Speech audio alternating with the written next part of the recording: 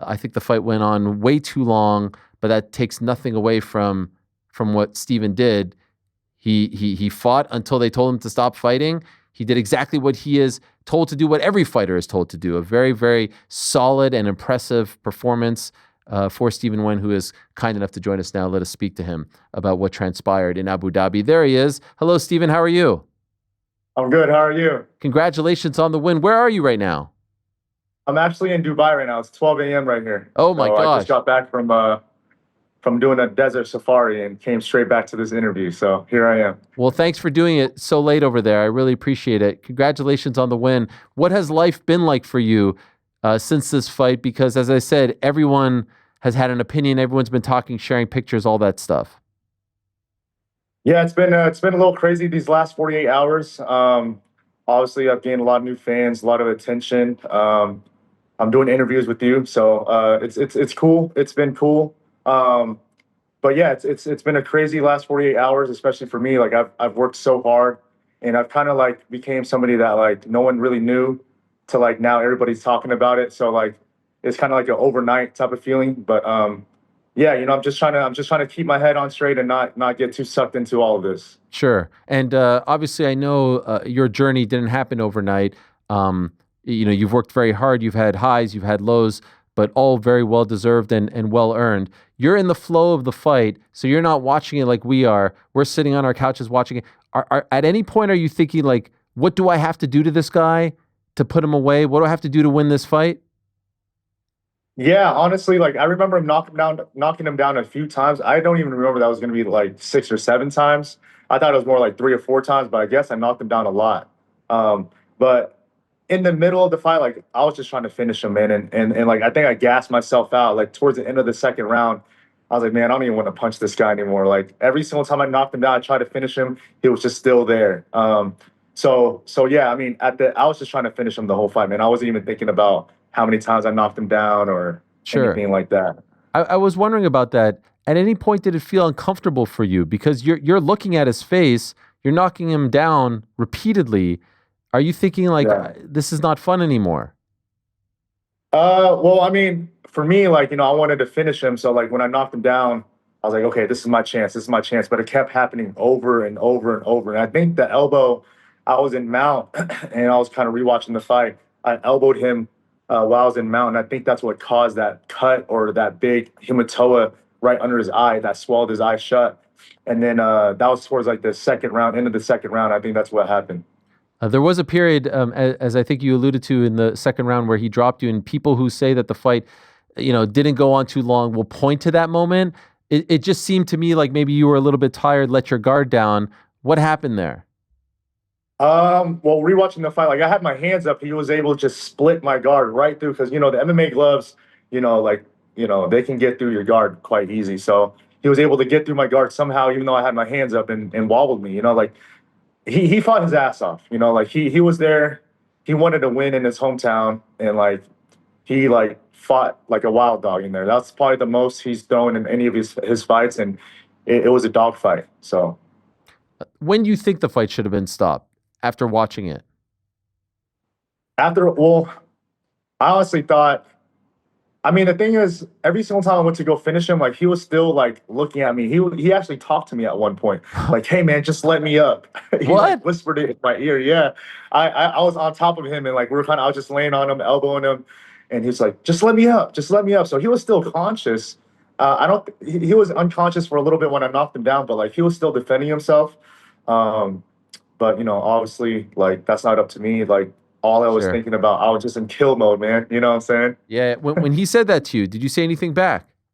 No, I didn't. I was actually just surprised that he said that. I was like, and then he shot a takedown on me like two, 3 times. I never shot one takedown. I'm a stand-up guy. I like to stand up and bang. And then he goes and shoots a takedown on me. So I was a little bit confused. But I try not to let any of that mental warfare get to me during the fight. So I just didn't even think about it.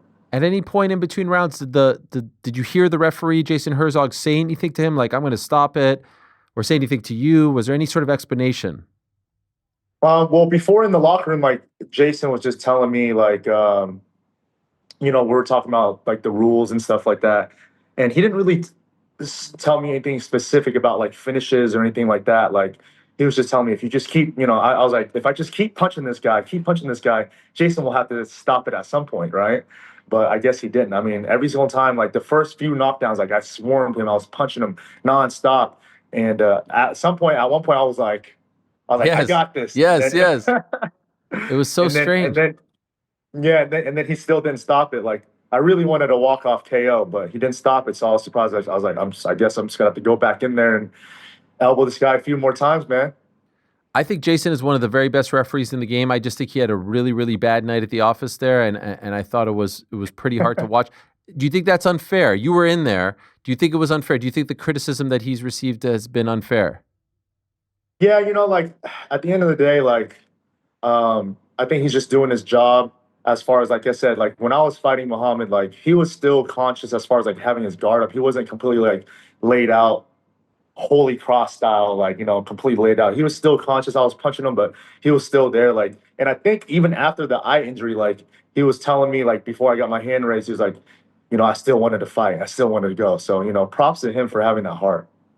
Now you've tied Conor McGregor seventh place for most knockdowns in the featherweight division because you got six in one night. I think you actually got seven, but they scored it as six. So all of a sudden you vaulted up the knockdown rankings in the featherweight division. And those who have been following your story would say that this is well deserved, well earned for you because, like I said, it has been a bit of an up and down journey. 3 fights on the Contender Series, lose the first one, win the second one, don't get the contract, and win the third one. Was there any point that you thought maybe you wouldn't get this moment, a UFC win? This was your first. Was there any point where you started to doubt yourself? No, no, never. Like no matter what happens in my life, like this is just in my life in general, like I'm always going to keep pushing forward. Like just like you said, the Contender Series, like I won my second fight in what I thought was a dominant fashion. I still didn't get the contract, and I lost my UFC debut, so I knew this moment was going to come at some point, and it's just all through just training and getting better every single day and putting that hard work in, and now, especially now, like I'm going to work double as hard, because now, with everything that has happened, like I'm only just more motivated. I'm just so ready to get back in the gym and train even harder now. I believe your family is a collection of very smart, educated people, right? Doctors. What are your Yeah. siblings? Your parents? What do they do? So I have one sister. She's a eye doctor. Okay. Oh wow. My dad's yeah. Maybe I can send her to Muhammad, yeah. Yeah.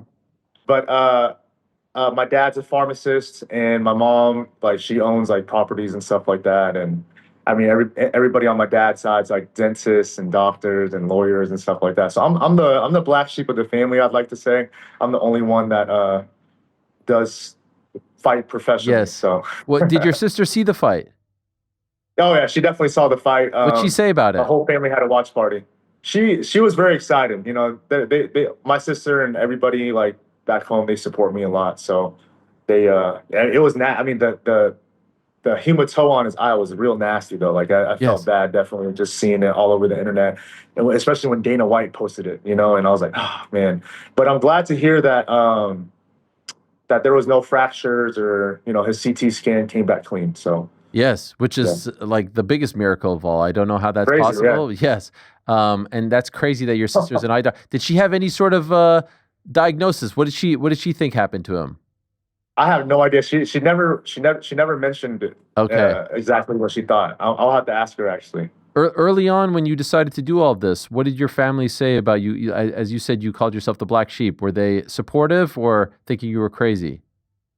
They definitely thought I was crazy, man. I have like traditional Vietnamese Asian parents. Like this is not something that we grew up like doing, or like they promote doing. They wanted me to go to school, go to college, become a doctor. Do all. Well, I did finish college though, just for them. But Wichita State, right? Shockers. Wichita State, yeah, Yeah. yeah, WSU. So I got my degree there, and yeah, so they definitely did support me in the very beginning, but I went undefeated in my amateur career, and started doing, they started seeing the success, and they started seeing like the grind behind it. Like they thought they had a misconception of what MMA was, like they thought it was just a bunch of guys that tattooed up, big, juice heads fighting each other. But man, there's so much that goes behind the training and the mental warfare and all that. And now my family, they're my biggest supporters. Did you have your first fight when you were 15? Yeah, I had my first smoker fight. That's My first crazy. smoker fight when I was 15. 15. I fought a 21-year-old kid. I remember my first time fighting. I fought in my old Taekwondo shin guards, swim trunks, and a t-shirt because I was ashamed of my body. I didn't want my I was a little bit chubby back then, so I fought in a t-shirt that was out. I was inside out. Oh my God. I had long Justin Bieber hair, and I had the old Century boxing gloves on. And it was MMA. We fought MMA with boxing gloves on. I remember that. Did you tell your parents you were doing that? No, I actually forged their signature on Oh the my. thing, When did you reveal this and to showed them? up to fight. Yeah, I told them that a few years later, and like it was kind of a joke after that. But like they had no idea. Like I would go after school to go train at this MMA gym, and I would tell them I would just be at a friend's house or something like that. And then after a while, I'd come back with like little black eyes and little bumps and bruises here and there. And they ended up finding out, and I told them they went to my very first fight when I was 18, when I could legally fight as an amateur. So. Incredible. And what was your inspiration? Like, why did you go down this path? Were you a big MMA fan? I'm a huge MMA fan. So I was born in 1993, and I think that was the year that the UFC Yep. started. Yep. And my dad used to watch it on like the old TV cassettes, and Yep. I remember watching it with him as a kid. Like all the old Royce Gracie, Shamrock, like all those guys, and like I literally just kind of grew up into just watching it my whole life, since UFC one. So I've just been a fan since day one, especially like my hero, Anderson Silva. I've been watching him forever, Oh, amazing. and he's like my biggest hero. So Have you ever met yeah, him? I haven't met him yet, but I have a feeling one of these days I will. Yes, Hopefully. for sure. We found an old like TV news report from Wichita in 2019 when the UFC came to Wichita in 2019, and they did a story on you, like the local kid who was trying to make it big. You know what I'm talking about here? Yeah. A long time ago. Yeah, yeah, Yeah. yeah. I remember that. Yeah, I remember that. Yes. Look at you, KWCH 12. The old local, yeah, old local news station. Yeah, I remember that. I was like, this is my dream, like to be in the UFC. I think I was like 4 or 5-0 at the point, and like I was just I mean, that's always been my dream, man, since I was 15 years old, since I had my very first smoker fight. Like it's crazy to kind of look back on it and see this footage because I haven't seen this footage in years, and like this is my old gym. This old gym was inside of a box gym. It's crazy, man. Wow, Yeah, what a journey! That just an that old card, small gym. that card was Derek Lewis versus JDS in Wichita. Did you go to that? Yes, I did go to that. That was my first UFC event ever. Man, Yeah, I did go to that. there it is. Yes. Man, that was a long time, Yes, long and time ago. now here you are in there making history in a UFC cage in Abu Dhabi. Man, yeah, it's a crazy feeling for sure. Are you training with Fortis MMA? Yeah, I'm training with Fortis MMA right now. And, Yes, and yes, so you, sir. you moved out there. Why did you choose them?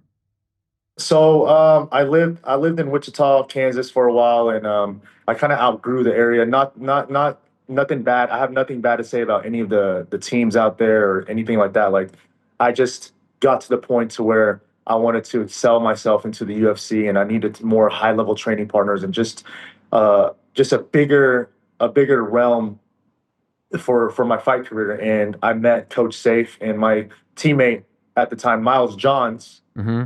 was also training there. And he told me, hey, man, just come down for a week, come get some training in. So I went down there for a week, got some training in, and like Coach Safe, me and Coach Safe made a really good connection, and we kind of clicked there. And I would slowly come back there for 1 or 2 weeks at a time. He's like, look, man, if you want to be in the UFC, like you're gonna have to give everything up. You're gonna have to move down here and just do it full time, and just like I'll help you out with anything on the outside of that. And ever since then I've been there. Like I've been done nothing but grow. So it's a blessing for sure. Your last fight was about 16 months ago. Why so long in between fights? Well, like that first fight, like first of all, like that was a war of a fight. Like my Yeah. lip is split. Like I have a scar right here. I was in a wheelchair for a few days. Like that was a war. So I was injured for a little while. Like my calf kind of took. I'm not gonna lie, my leg took a little while to like kind of fully recover. Like even after a few months, like if someone even tapped me there, I would feel the nerves just kind of shoot up. So the first few months I was out, and then after that, like I didn't really hear too much from the UFC. I'm not sure what happened. Like I would have liked to fight a little bit sooner, but I have a great manager, I have a great team, but we were never really offered anything um, after like a few months after the fight. I never Okay. heard anything back, so it was kind of just a waiting game. And I knew it was going to happen at some point. I'm a signed fighter. I was like, it's going to happen at some point. So at that point, it was frustrating, but I was like, you know what? If I just stay ready, keep getting better, like the opportunity will come at some point. And then this fight came out. I only had a short camp. It was a 6 week camp. So, but my body was already ready since I was training. So my And plan worked out. I mentioned I don't know, you might have the most Contender Series fights. I don't know if that's a record as well, but 3 I is think unique. so. Yeah. And in between 2 and 3, you win number 2. That was like a 2-year gap in between. What did you do in between that time? In between that time, I'm trying to remember. That was a while ago. In between, I had like one fight, I think, or no, that was after. It, I don't really remember. according to your record, you had no fights. Okay, yeah. At that point, yeah, I don't know what was going on with that. I think at that point, like my manager or coach, like you'll get the opportunity to get back on the contenders. Just wait that, and we actually now I remember we had a lot of fights fell through, and I kept getting injured. I kept getting injured, man. Okay. A lot of injuries, and a few fights fell through, and then also like, oh hey, maybe you should just wait for the contender series. It'll happen again, or it was just a lot of different factors. But yeah, I definitely want to be more active. I'm not getting any younger, and especially now with this momentum, like I'm even more motivated to train. I don't have any big injuries this time, and I just kind of want to get right when I get back to Dallas. I kind of want to get right back on the gas, man. When you got that third crack at Contenders, did you feel like that was do or die for you in the UFC? Oh, absolutely. That's like my new slogan now, kill or be killed. Like Yeah. that, I went into that fight like demon mode, bro. Like, like this is if I don't get signed here, if I don't win this fight, like my hopes of being in the UFC, like they're not gonna call me back for a fourth time. There's no way. So I was like, this is definitely do or die. And like that training camp, that fight, like I'll remember for the rest of my life. Like I was a completely different human being. Like that was gonna be like that fight was for my dreams. So Wow. I yeah. can't imagine what that feeling was like when you found out you got the contract. Yeah, it was it was a big relief, but at the same time, like, well, I'm just now getting in. I'm still a Yeah. rookie. Like, I have so much that I have left to do in the sport. Like, there's always going to be something else that I'm going to reach for, even now. So I'm always looking for the next challenge. Did you have a chance to speak to Mohammed after the fight? So, like right after, I shook his hand. I talked to him a little bit. He made a post on Instagram, and I just wanted to comment on it. I was like, hey, I just wanted to let him know it was an honor to share the cage with him, and like I wish him the best of luck in his career and his family and everything like that. So, Great. nothing but respect for him, and I love the people here, the people here and the hospitality here, like the hotel staff, like just the people here have been amazing. And I know it's his hometown, so like no disrespect to him. It was just business in the cage, and yeah. The marks on your face, is that from the desert safari or is that from the fight? Oh man, that's from the fight. That's from the Okay, fight. okay. Yeah, So he got some yeah, yeah, shots yeah. in too. It wasn't all He got a one-sided. few shots. Yeah, he got a few shots, and like I said, that's probably the most aggressive I've seen his fights. The two other fights that he's had, he's kind of just been he moves backwards a lot, and he's kind of more of a passive striker. But this fight, he really threw down, man. He surprised me as far as wanting to brawl and was ready to just throw down because that's my style. Like I go in there and I want to be exciting right off the bat, and I look for the knockout right away. And he matched that energy. So Who do you want yeah. next? There's nobody that I really want next. What I want next is just to keep getting better. And I'm going to talk to my manager Jason House when I get back to the States, and we'll figure out what the next move is. But there's only one thing in my mind: like I want to keep moving up, and I do want to stay more active. And yeah, I feel like this is my time now. Well, incredible stuff, man. Congratulations. It was entertaining. It was memorable. I was watching the fight with my 11-year-old son, and he's like, "Are all the fights like this? What's going on here? Why isn't this guy out of the fight yet?" But very Yeah. impressive, very, very impressive stuff. And yeah, keep building on this. And I wish you continued success. And looking forward to seeing you back in there. Thanks for doing this so late. I wasn't aware that you were still over there, so I really appreciate you doing this so late. Yeah, I'm headed back tomorrow. But yeah, yeah. Thank you so much, man. I appreciate everything, and Thank you. Okay, take care. Safe travels home. Alrighty, appreciate you. There he is. Stephen Nguyen with the big win on Saturday, the much talked about win. I wanted to pull up the stats here.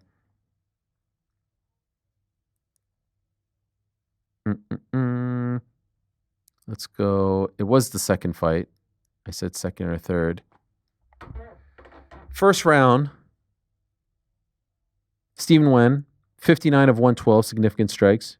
Mohammad Yahya, 33 of 86. Total strikes for Stephen, 65 of 120. Mohammad, 33 of 86. Second round, 33 of 62 for Nguyen. 33 of 62, 24 of 65. Yeah, threw 3 more strikes on him in the second round. And then as far as total strikes, 43 of 74, 27 of 68, 0 for 4 as far as takedowns for Mohammad, 0 for 0 for Stephen Nguyen. Look, like I said, I think that Jason Herzog is one of the very best referees in the business. Like top This guy's two. a D1 Glazer, bro.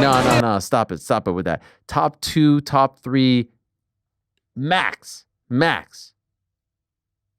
That was awful refereeing.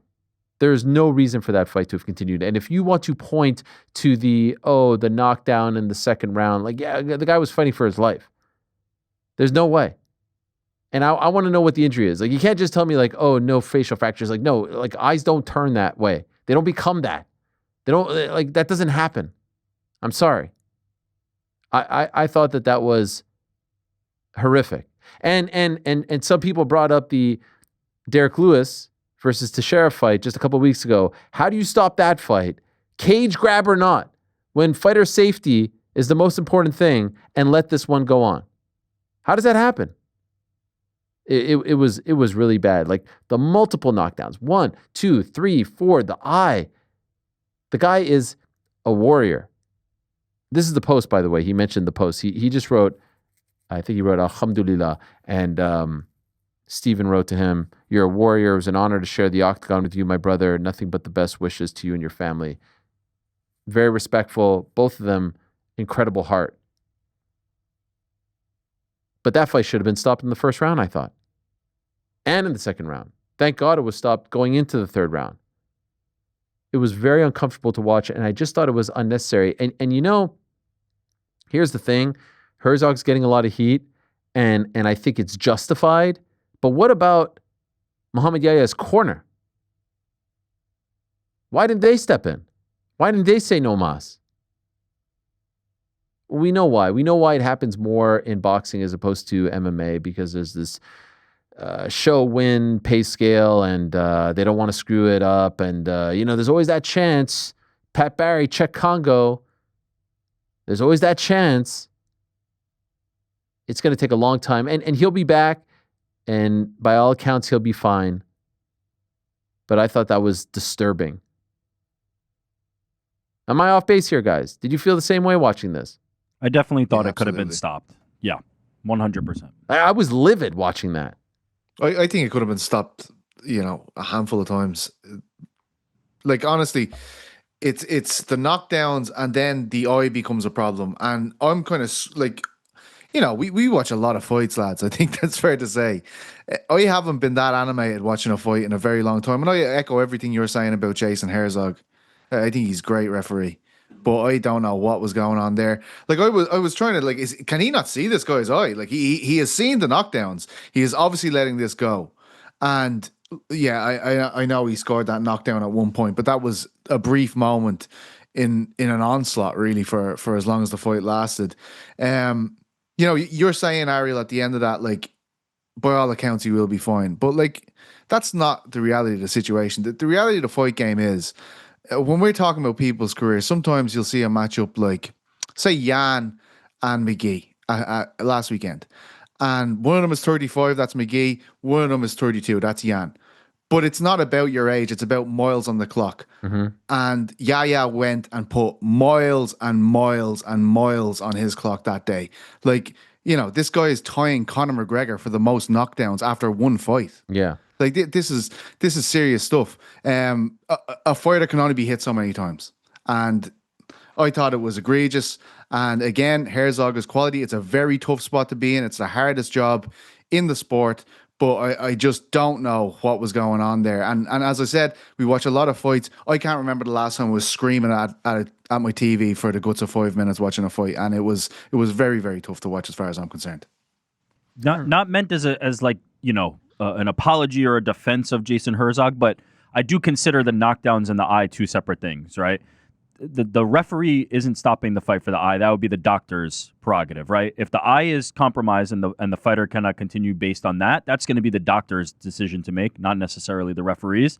As far as the knockdowns themselves, that is the part that I don't have a defense for, and I didn't agree with the fight continuing. There was nothing left in Yahya to do there. He had lost that fight. That was over, and all. I don't think we should have ever gotten to the eye. Right? Like, I think the fight could have ended at some point in the first due to the multiple knockdowns. It could have. I don't think anybody would have been up in arms if that fight was over after the first. I think once that third knockdown landed, it was just like, all right, man. Yeah. Because the first couple, like, he wasn't completely out. Actually, he wasn't out on any of them, but, like, it does get to a point where you're knocking him down so many times where it's like, all right, dude, stop the fight. This is a one-sided affair. 5 in the first round. 5. And there's one that they're not scoring for some reason. They say it was a slip? They said it was a slip, yeah. I mean, it was slip because he was all over the gaff. He did have that moment at the beginning of the second. Yeah, he hurt him. The moment was ridiculous. I mean, look, we also do have to take into account what Steven just said to you. Like, he was conscious. He was there when I was fighting with him. He was talking back to him. Come on, man. Let me out. And so there has, like, I imagine if Jason Herzog could speak, he would say something similar. We obviously will not hear from him, I imagine, on this. But if he were to speak, he would be saying that he didn't want to stop the fight prematurely because it seemed like the fighter was still had some fight in him. You made a very good point, which is that the corner probably should have done something first. Even if I think the referee did not do as great a job as they should, but the corner I think is the one who is the most negligent. If we're assigning blame here, you stop that fight. Your fighter has nothing left. This is just for him to take more damage. I'm glad to hear that there was no structural damage to the eye as we've heard. But to Pizzi's point, those miles don't come back. The miles that he got put on him in that fight, they don't come back. It doesn't matter if, structure, like, he's not in the same place that Amanda Ribas is in today, right? Like, his eye is not compromised in that way, but the damage that he took over the course of that fight is not time and spirit that you can get back. Dave Shaw, UFC executive, was at the post-fight press conference. Dana White wasn't there. He was asked about this. The quote was, "We talked to Herzog after, and he was commenting that there was certain moments in the fight where Yahya looked like he was right back in it. So he'd get knocked down. He got knocked down quickly. I think there were 5 in the first round and maybe 2 more in the second. I think how rapidly his eye changed and got swollen and bulged up. What do I think? Definitely there was a solid argument for that fight. Could have been called earlier, but he provided his justification, and it seemed fine to me." The other side of it now, too, is post-medical evaluation, going to the hospital, just all swelling. So there's no damage, no permanent damage that requires surgery, which is incredible. And then he was asked by a reporter, and this is all courtesy of MMA Junkie, by the way, if this could lead to a 3 knockdown rule, which obviously would never happen. And he said, no, I don't think so. The record was 5. I don't want to make a judgment. Like, he's not the one that's going to say something like that. But 5 in the first round is pretty absurd. No, it's unprecedented, and that justification I understand. Like, I don't agree with it, but I understand it. Whereas, what's the corner's justification? What they don't have something to fall back on there. Whereas, like, Jason Herzog could comfortably defend the idea of, look, this fighter seemed composed at that point, and I decided not to stop the fight. But if you're the corner, what justification could you possibly have? That to me falls more on the corner, although there is blame to go around in this scenario. I really wish that we could hear from Jason Herzog. I really wish that he could put out a statement. Just give us some sort of explanation. Why did you feel like he could keep going? Why didn't you stop it? 5 knockdowns. Why wasn't that enough? What was going on? You're one of the very best in the game. You are, in some people's eyes, the gold standard. Who are the best? Him, Mark Goddard. At this point, top of mind, I would say it's him and Goddard, who make the least amount of mistakes. Like, the fact that we never talk about them in any sort of controversy. Herb is obviously up there as well. I would say there have been a couple of questionable ones, but these things are going to happen. It's a very tough sport to officiate. It's very subjective. I mean, this is subjective, right?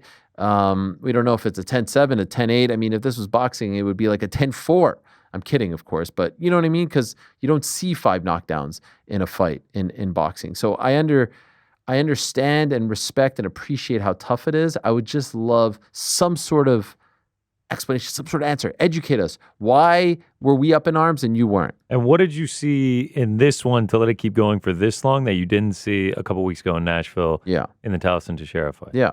Could it be a hang up from that? Like that's what I was starting thinking. Like he's getting so much, like, you know, we want it. Like these guys, they get a lot of shit online, and I'm sure I'm adding to that now with my breakdown of how I saw that fight. But is there any chance that these guys, you know, these are mortals, they are fallible like any of us, and they're online looking at people going like, how the fuck do you stop that fight? Blah blah blah. You don't know, like subconsciously they're watching this fight and they're like, oh, you know what they said last time. Like you just don't know, and it again. Like it's the toughest job. It really is. Like I doubt any referee goes through a month of fights without catching some kind of stray online or something like this. But honestly, like I'd love to be where you're at, Rick, and be like, you know, I can understand to some degree. I don't understand it. Like I've watched so many fights, and I just can't remember feeling like that watching a fight, being like, this is absolutely insane. Like, how is this fight going on? And at some point, I was just like, well, he's not going to stop it. Like, they're going to have to wait till he goes back to the corner and they have a look at that eye. Yes. And in terms of the eye, my point was like, we've seen referees stop the fight to allow a doctor to come in and look at the eye. Like, have you ever seen an eye like that? You know what I mean? That is one of the most brutal looking injuries ever. You know. We have seen eyes like that. We've seen bad hematomas before, and most of the time they lead to the stoppage, like it did. But we'll just have to disagree there, because I don't agree with the justification, but I understand what the justification is. I just don't agree with it. I would have stopped it sooner. I was watching with 3 dudes that never watch UFC, and it was the first fight we watched of the night, and they were like, what is this? Does this happen every fight? I was like, no, they literally just set a record for the most knockdowns in a single fight. Oh my God. They were like, this is brutal. I will never, ever forget watching that. They'll be like, hey, son, come here. Let's watch some UFC. It's 11 o'clock in the morning. And he's like, what is going on here?